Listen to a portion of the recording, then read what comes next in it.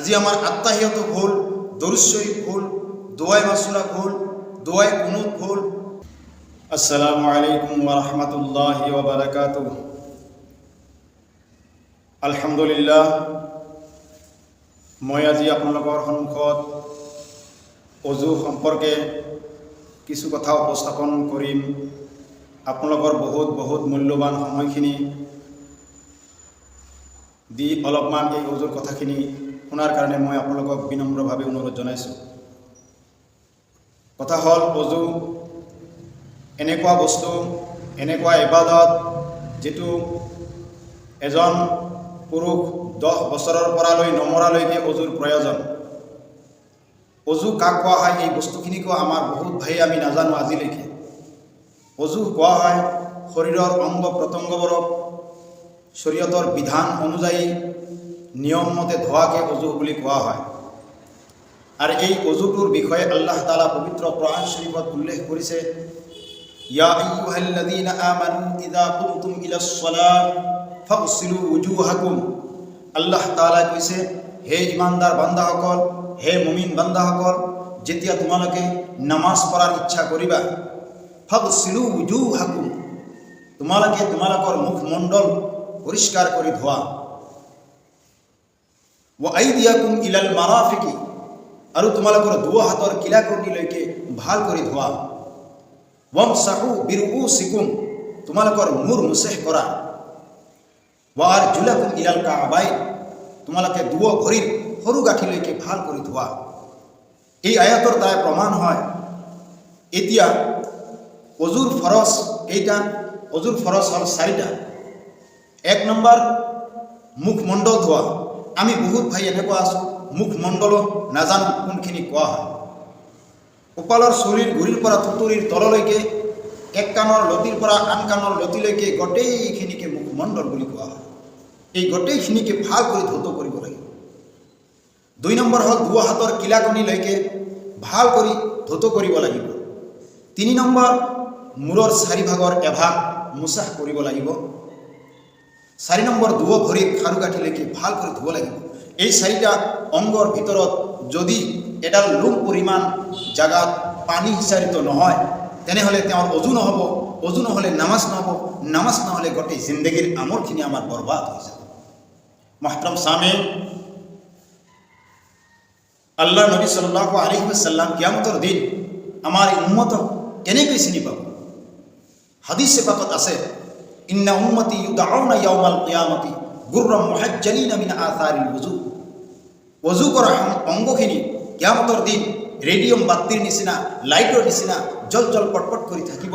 আৰু আমাৰ নবী সাল্লাল্লাহু আলাইহি ওয়াসাল্লাম এই উম্মতৰ অজু কৰা অংগখিনি যেতিয়া জ্বলি থাকিব, লাখ লাখ কোটি কোটি জনতাৰ মাজত নবী করিম সাল্লাল্লাহু আলাইহি ওয়াসাল্লাম অতি সহজে আমাক চিনি পাব। সুবহানাল্লাহ।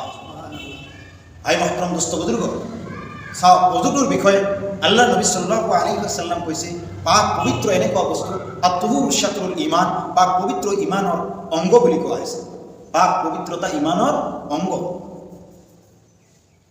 এতিয়া আমি এজন মানুহে যদি গোটেই দিন নামাজ পঢ়ি আছোঁ, গোটেই ৰাতি কোৰআন কাৰীমৰ তেলাৱত কৰি আছোঁ, যিমান নামাজ আছে, ফৰজ নামাজ হওক, ৱাজিব নামাজ হওক, নফল নামাজ হওক, সুন্নত নামাজ হওক, যদি আমাৰ মেইন ফাউণ্ডেশ্যন যেটো অজুটো যদি ঠিক নহয়, আমাৰ গোটেই নামাজ আমাৰ বৰবাদ হৈ যাব। মহতৰম সামিন, এই কাৰণে আমি অজুৰ প্ৰতি সকলোৱে ভাল কৰি লক্ষ্য কৰিব লাগিব। আমাৰ অজুটো কিমানখিনি হৈছে, ভাল হৈছে না, শুদ্ধ হৈছে না, হোৱা নাই। আপোনাৰ মোৰ জীৱনত কিমান সময় আমি নষ্ট কৰিছোঁ, কিমান জিন্দগীত কিমান সময় আমি নষ্ট কৰিছোঁ, আমি এবাৰ চিন্তা কৰিছোঁনে? আমাৰ অজুটো শুদ্ধ হৈছে নে নাই? আমাৰ কোৰআন কাৰীম তেলাওয়াত শুদ্ধ হৈছে না নাই? আল্লাহ তাআলা কোৰআন কাৰীমৰ ভিতৰত উল্লেখ কৰিছে, ওয়াৰাত্তিলিল কুৰআন তাৰতিলা, তোমালোকে কোৰআনটো শুদ্ধ কৰি তৰতিলৰ সৈতে, তাজবিদৰ সৈতে পঢ়া। আজি আমি নামাজ পঢ়ি আছোঁ, আমাৰ কোৰআনুল কাৰীমৰ শুদ্ধ নাই। সূৰা ইখলাস পঢ়ি আছোঁ, কোৰআনত আছে কুল হুয়াল্লাহু আহাদ, হে মুহাম্মদ তুমি কৈ দিয়া বিশ্বৰ মানৱ মণ্ডলী আল্লাহ এজন। এতিয়া আমি যদি শুদ্ধ নকৰোঁ, আমি পঢ়ি আছোঁ কি কুল হুয়াল্লাহু আহাদ, খোৱা আল্লাহ এজন, আমাৰ নামাজ টোটেল নহ'ব। মহতৰম সামিঈন, আমি এবাৰ চিন্তা কৰিছোনে নিজে নিজৰ বুকুত হাত দি চিন্তা কৰাৰ প্ৰয়োজন আছে। আজি আমাৰ আত্মাহিয়ত ভুল, দৰুদ শৰীফ ভুল, দোয়াই মাসুরা ভুল, দোয়াই কুনুত ভুল। যে দোয়াই কুনুত নাজানিলে সূরা ইখলাস পড়িলে হ'ব কুলহু। কোনে কৈছে আপোনাক সূরা ইখলাস পড়িলে হ'ব? আপুনি নাজানে, একদিন নাজানে, 2 দিন নাজানে, রব্বানা আতিনা ফিদ দুনিয়া হাসানাতাম ফিল আখিরাতি হাসানাতাম ওয়া কিনা আযাবান নার দোয়াটো পড়ি থাকক আৰু শিকক। এতিয়া আপোনাৰ মোৰ 40 বছৰ বয়স পাৰ হৈ যায়, আমি এতিয়াও শিকিব নোৱাৰোঁ।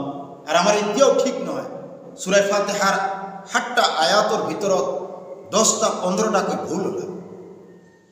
মাহতাৰাম সামিন, জিন্দগীত বহুত কিবা কিবি আমি কৰিছোঁ, আমি 2 ৰাকাত নামাজ শুদ্ধকৈ পঢ়িব নোৱাৰোঁ,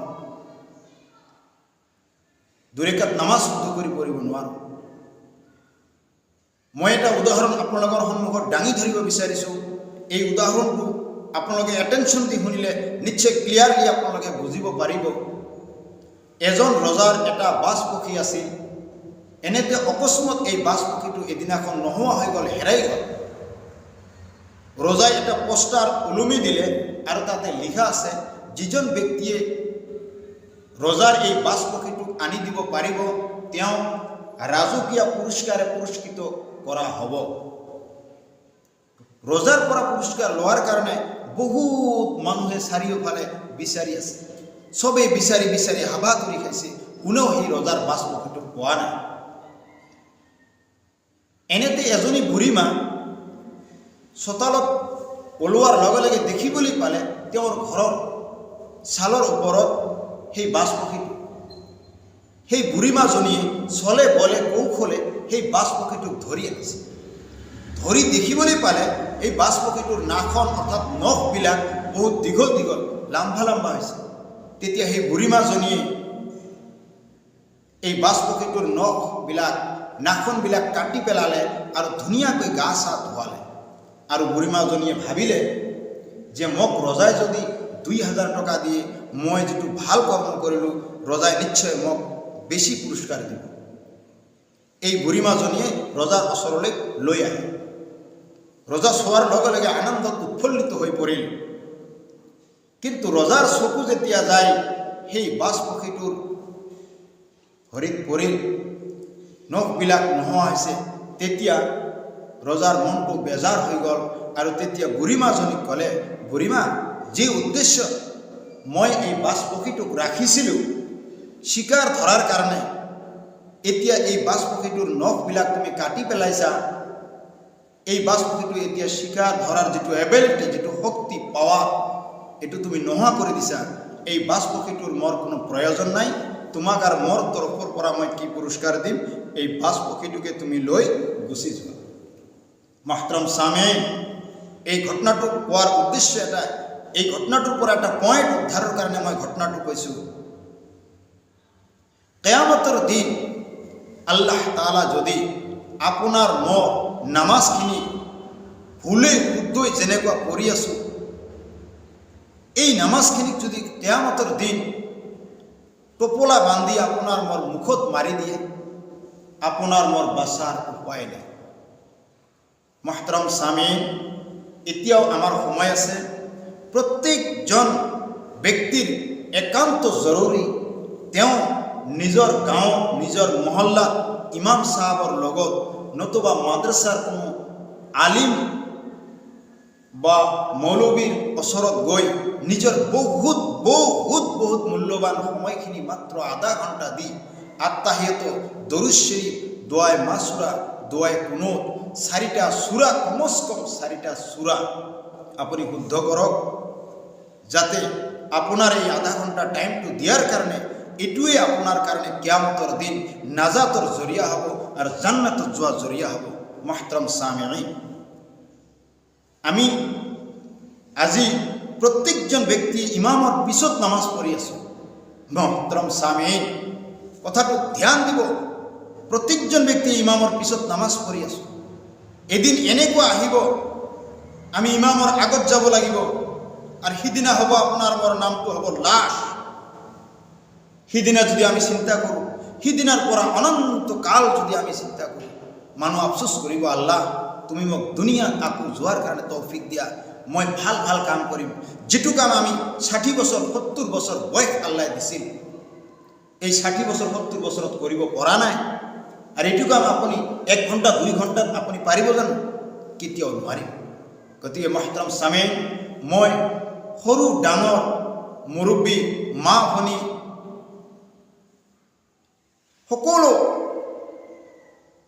সদস্যকে মই মোৰ অন্তৰৰ অন্তৰস্থলৰ পৰা বিনম্ৰভাৱে অনুৰোধ জনাইছোঁ আপোনালোকৰ অতি মূল্যৱান সময়খিনি এজন আলিমৰ ওচৰত গৈ মছজিদৰ ইমামৰ ওচৰত গৈ আপোনালোকে আপোনালোকৰ সেই দোৱা দৰদখিনি জাষ্টিফাই কৰক জাষ্টিফাই নকৰা কৰি আমি যদি ভাল কাম কৰোঁ কোরআন কারীম যদি আমি পড়ি থাকো গোটেই রাতে আমি কোরআন কারীম পড়ি আছো হাদিসত আছে এটা আখর যে ব্যক্তি পড়িব তার আমলনামাত 10টা করে নেকি লিখা হবে কিন্তু যদি আমার অজুটো মেন ফাউন্ডেশন অজুটো যদি আমার ঠিক নহয় আর গোটেই রাতে যিমান বার কোরআন শরীফক স্পর্শ করিম পাপ হয়ে থাকিব এটু মোর কথা নহয় মুহতারাম সামিঈন আল্লাহ কোরআনত ইসলাম লাগাইছে লা ইয়ামাসসুহু ইল্লাল মুত্তাহহারুন বিনা ওযুতে তুমি কোরআনত স্পর্শ নকৰিবা এটু আল্লাহৰ অৰ্ডাৰ গতিকে আমি আমাৰ আমলখিনি শুদ্ধ কৰাৰ কাৰণে যত্নবান হওয়া অতি প্ৰয়োজন আছে ইনশাআল্লাহ পিছলৈ আৰু দেখা হ'ব আজি এইখিনিতে সামৰিছোঁ ওয়াখিৰ দাওয়ানা আলহামদুলিল্লাহি ৰাব্বিল আলামিন খুদা হাফেজ।